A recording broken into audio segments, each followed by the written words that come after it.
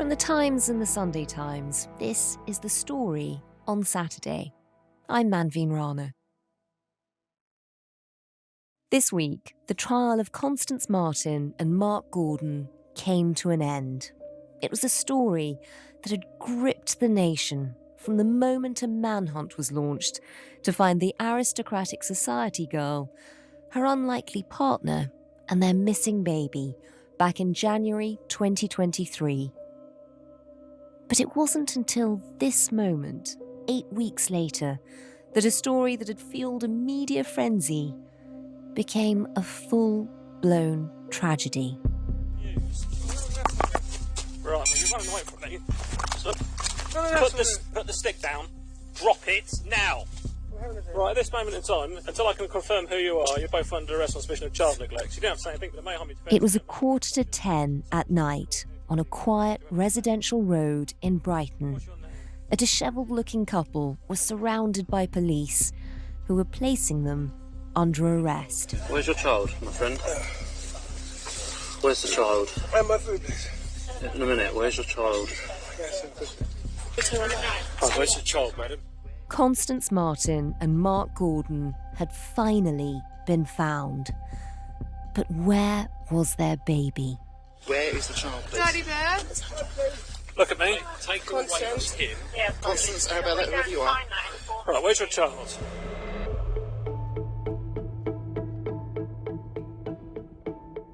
More than 2 years and 2 trials later, they've both been found guilty of child cruelty and manslaughter by gross negligence.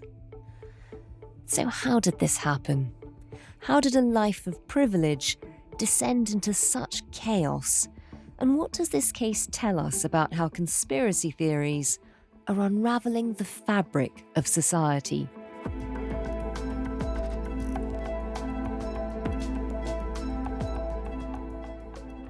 The story today, Constance Marten, in thrall to conspiracy culture.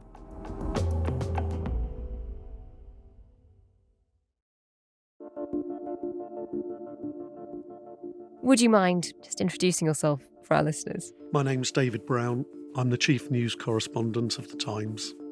David's been covering this story for more than 2.5 years now, and it all began back in January 2023 when an email pinged in his inbox. It was a very anodyne press release from Greater Manchester Police who said that they were looking for a missing couple, Constance Marten and Mark Gordon, who they thought might have a newborn baby.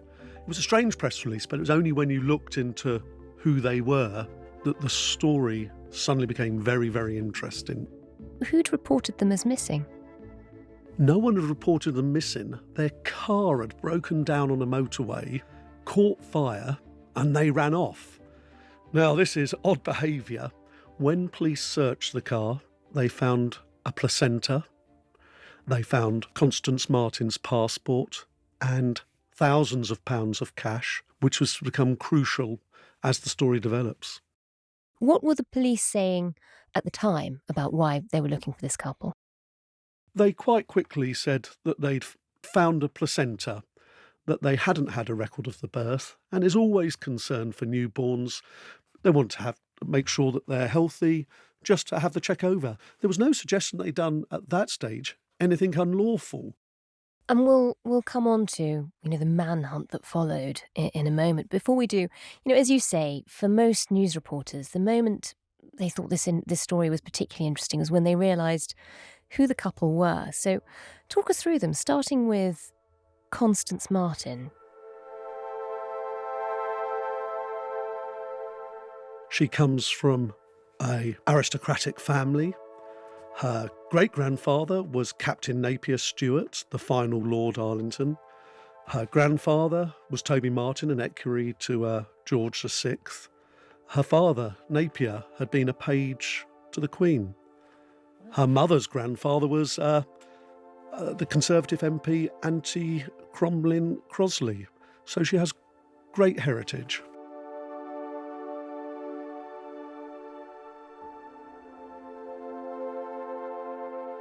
Very, very interconnected with the royal family. So that's her background.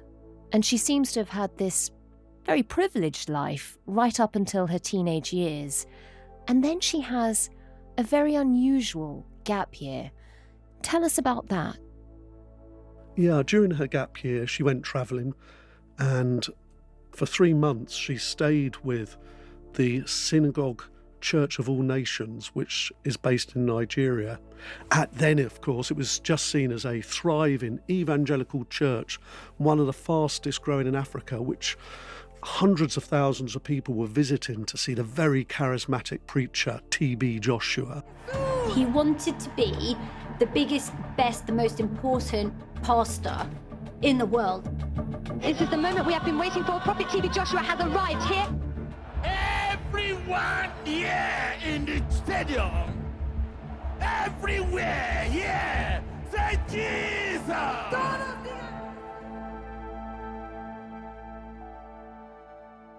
Constance has a religious background. At the time, nothing suspicious in her wanting to become a member of this group. We now know, of course, that T.B. Joshua was abusing the trust that the followers placed in him. I had no idea he was a serial predator.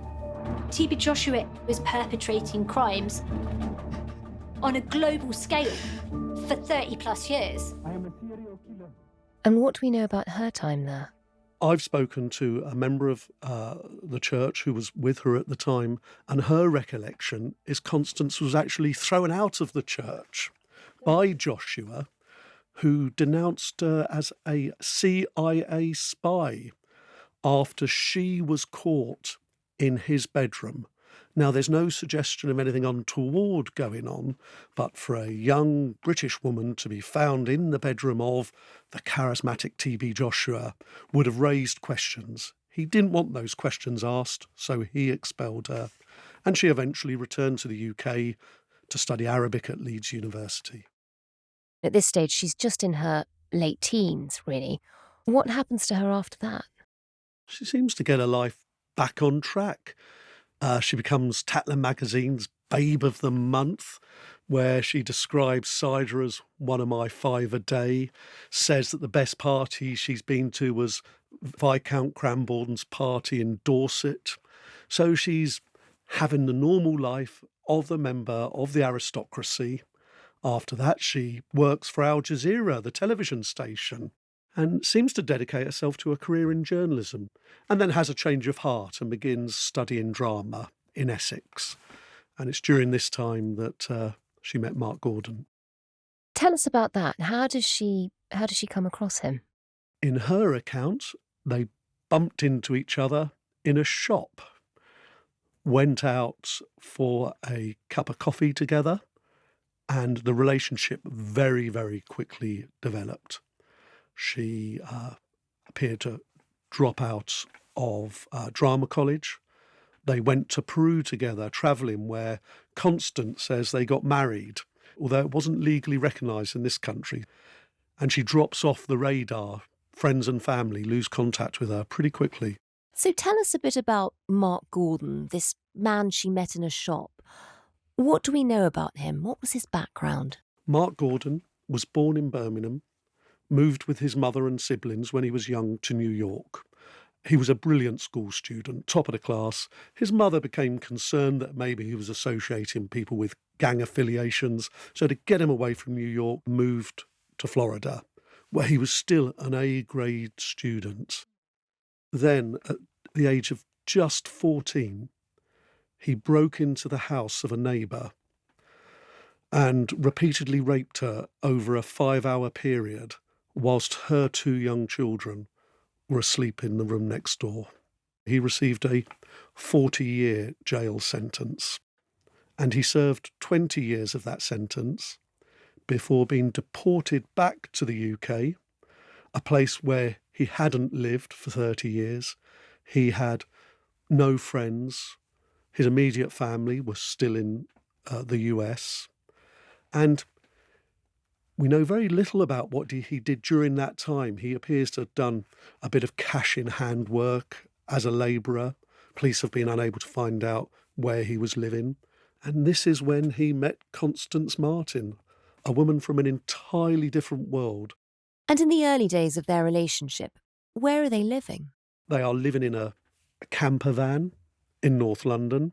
She then moves to Wales with Gordon, where she gives birth to her first child in the most extraordinary circumstances. She arrives at hospital, claims that she is an Irish traveller called Isabel O'Brien.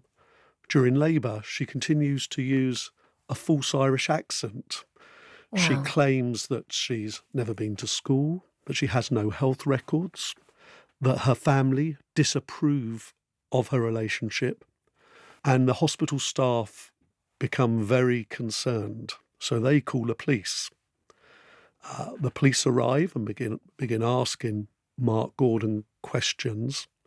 He gives a false name. He assaults 2 women police officers. He's arrested and is later jailed for assault. And David, in the intervening years, you mentioned the first child in Wales.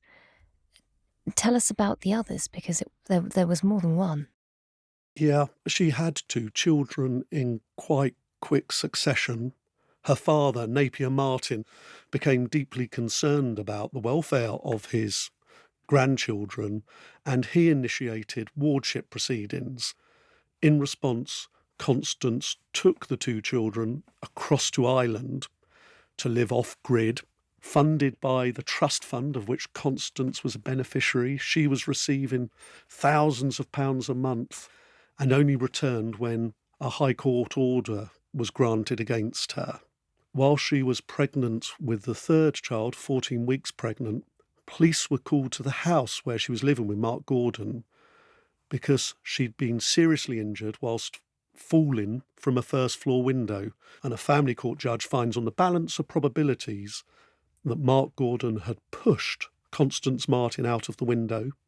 She was there for a victim of domestic violence, and that their children were at the risk of harm. By now, they had 4 children who were born over about a 4-year period. All 4 children were placed into care. So they've already had 4 children taken away from them and put into care.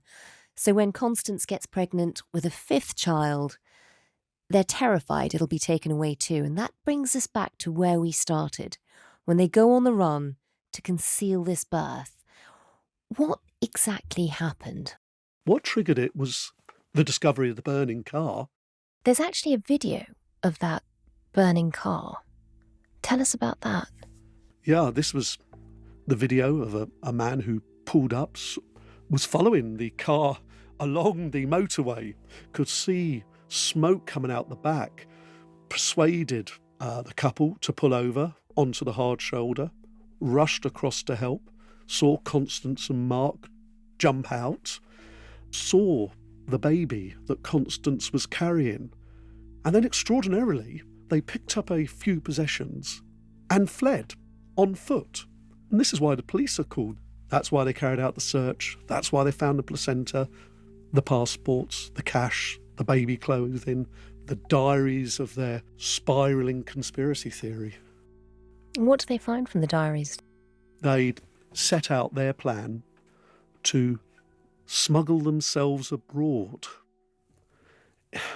Constance Marten told the court they'd rented a cottage and their daughter was born late on Christmas Eve. They then moved around various hotels and other rented accommodation until that fateful day when the car they'd bought for a few £100 the day before caught fire on the motorway. Constance Marten's plan was to get to a port, somehow board a ferry and take their child abroad. They were going to live off-grid. They were going to hide, bring up this daughter without the authorities knowing. But of course, she's lost her passport. She'd lost the cash. She'd lost the baby's clothes. This is all in the burning car. All in the burning car. And suddenly that plan was scuppered. So what do they do next after running away from this burning car? By this time, there's lots of newspaper reports about the hunt for this couple. Constance Marten disappeared with her newborn baby and her partner, Mark Gordon, on January. Constance Marten and Mark Gordon were last seen on CCTV in East London more than a week ago. Police say that this couple and their newborn baby could be anywhere in the country this evening. They may have been sleeping rough in sub-zero temperatures. They travel around the north of England, staying in hotels. They eventually then arrive in Harwich.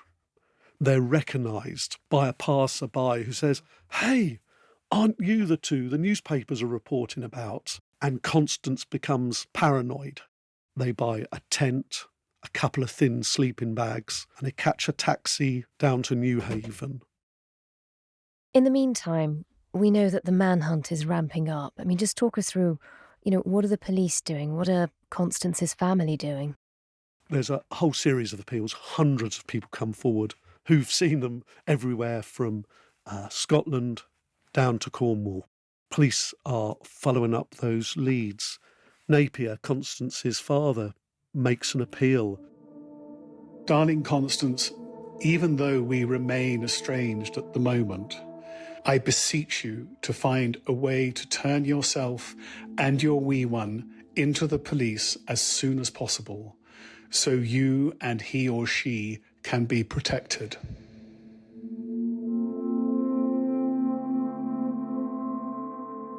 How and when are they finally caught?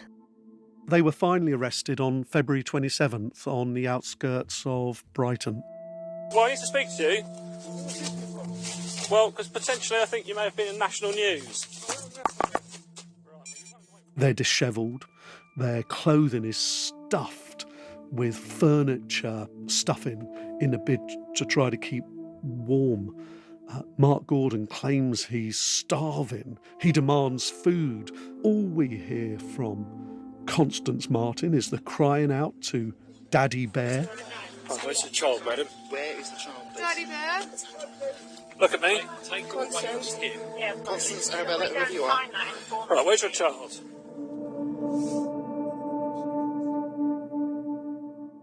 The police at this time don't know what's happened to their baby. They have no idea what the baby's name or gender.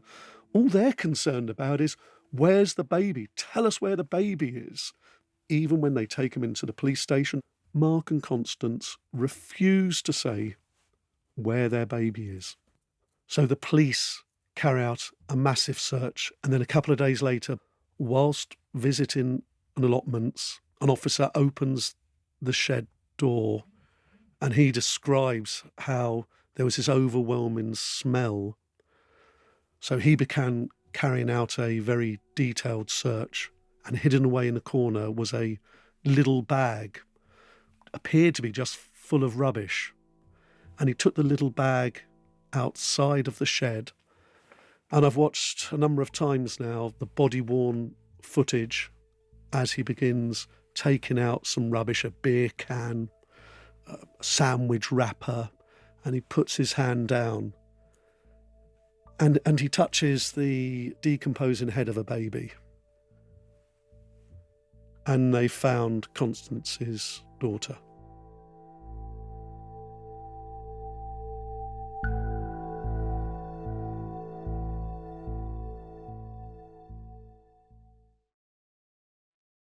My name is Helen Rumbelow. I'm a feature writer for Times 2 at the Times. And Helen, you were in court. You watched the case play out. Just describe what it was like. Everyone involved in this court case kept telling me, this is extraordinary. People who had the longest careers at the Old Bailey would say they'd never seen anything like it. And that was primarily because of this couple's contempt for the rules and protocols of the court. So we've seen through their story, they have deep hostility to any kind of authority, doctors, midwives, social workers, that extends into the court, where they essentially refuse to comply with democratic process. You know, both of them take cross-examination only as far as they like it, so they both stop answering questions very early on. Both of them cycle through multiple lawyers. Constance Marten, by the end of it all, has gone through 14 barristers. Wow. He's fired his barrister, his solicitor refuses to work from him anymore, and he ends up representing himself. The judge, he warns them repeatedly they're not meant to be interactive, but they keep on ignoring him, and he basically gets tired of schooling them. And at one point he says he has teenagers in another case who behave better than them. They're treating the dog like a chance for their romantic encounter almost. She passes him notes, on her birthday, for instance, they embrace. But it's this teen-like rebelliousness and defiance that is really apparent when you see them. And this was the second trial after the first trial had fallen apart. It failed to reach a verdict on some of the charges. Just talk us through the final verdicts. So the first trial found them guilty of concealing the birth of a child, perverting the course of justice by not reporting her death, and of child cruelty. The second trial found them guilty of their daughter's manslaughter by gross negligence. Do we know what kind of a sentence they can expect? It will be many years, but we're not going to know until September. We've charted Constance Marten's, move from Tatler Babe of the Month to carrying around her dead baby in a plastic bag. How do you think she made that journey psychologically? They characterise themselves in court as definitely the victims in this case. So they try and push responsibility for their baby's death onto the police, the media, the state, the powerful establishment that she sees in her family with their royal connections and their wealth. They're constantly trying to say that the state essentially stole their babies. That's something Constance Marten said. And in his summing up, he said that, the jury should acquit them as a symbol of, everyone standing up to government overreach. So they've both together reached this mindset of deep paranoia and distrust of any kind of outside interference. And how did that manifest in the way that they behaved? We see this all through the story of the decade they were together. There are sort of classic examples of their paranoia that you might be familiar with people that go deep into conspiracy mindset. For instance, when their car was found by police initially, they had bought 34 burner phones. And at one stage, paramedics went into their home after an altercation they'd had. The TV was all parceled up, this kind of idea that they're very afraid of being bugged and watched. And as soon as they started having children, you see them repeatedly putting these strange ideas, this very strong adherence to the idea of their own personal freedom, again and again above the safety and well-being of their children. There's kind of small examples all through their story. For instance, when we're talking about the custody proceedings for her first 4 children, social workers are worried about the safety of the children. They take them into care. And they have this window of about a year where Constance Marten and Mark Gordon are given a chance to prove that they can be responsible parents. And, they repeatedly fail. They're given their kind of supervised access dates, and the social workers are mystified as to why they keep failing to turn up. It's simply this idea that they want freedom. They buckling against this idea that the social workers or the foster carers, have some control over them. Wow. And so the family court judge in the end says something like, they're battling this non-existent enemy and it's consuming them. And even in court, Mark Gordon does talk about, he clearly doesn't think there should be any rules on how you raise your children. No, he says at some point, there's no laws in regard to how you should raise your children. But, that's not how civil society works. Civil society has worked to create safety nets for the most vulnerable, which was their children. And they're trying to cut away at those safety nets with no place to go. They free fall. How do you think they both became so radicalized? How did this become a mindset that they could cling on to so firmly? Yeah, they come at it from almost the opposite ends of the social spectrum. He is incarcerated at 14. And throughout the trial, as I watched, that comes up repeatedly. He keeps on saying that this was this travesty of justice, exploitation of a child. He's very much re-prosecuting that process. And when he's eventually deported back to the UK, he's so phobic about authority. He will not cooperate with anyone or anything. He meets Constance Marten, who you would think they were absolutely unalike. But she has this deep fear of family control, particularly she talks about an unnamed male relative that has abused her. She talked about that in both trials, and she said she was going to unmask or expose this person, and for that reason they wanted her dead. So she has this deep paranoia that someone in this wider family is out to get her. But, she cuts off contact with all her family and friends, so she becomes very isolated. And Mark Gordon represents a father figure. He's this much older than her. At the time of their arrest in Brighton, she's heard calling him Daddy Bear, but he becomes, her everything. They're almost like this religion of two. That is remarkable, this little radicalised bubble just buckling against society. And Helen, we've got a parable, really, of a part of society and conspiracy theories and all the pressures that at the moment are fraying the fabric of society. But you also have the incredibly tragic story of a little life that ended very, very early. Tell us about the baby that died. I mean, do we even know its name? She was born alone, apart from her two parents, in an Airbnb. She died just a few weeks old, and her name was Victoria. What does this case and what does this couple, what does the way they operated together, what does it tell us about wider society? I mean, is there a warning there about conspiracy theories and bubbles? I think that this is partly why this case has had so much resonance. I don't think it's simply this extraordinary idea of the aristocrat choosing to be with this convicted rapist. I think it's because they represent something that is very deep in our society, and it's only growing. We've seen that so much since the pandemic, this idea that people have lost their faith in experts, lost their faith in scientific evidence. So many times during their testimony that touched on these cultural topics where we see that, even a lot of listeners will find that, amongst their family and friends, that people are starting to distrust, evidence on vaccine rates. We see vaccine rates falling. We've had that in the news just this same week. And of course, this deep alienation from the state.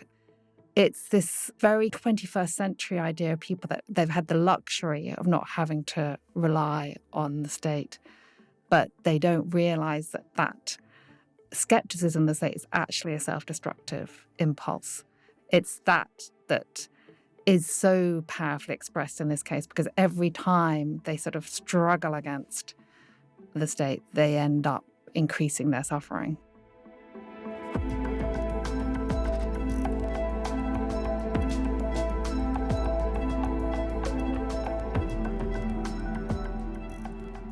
That was Helen Rumbelow, features writer for The Times, and before that, David Brown, chief news correspondent.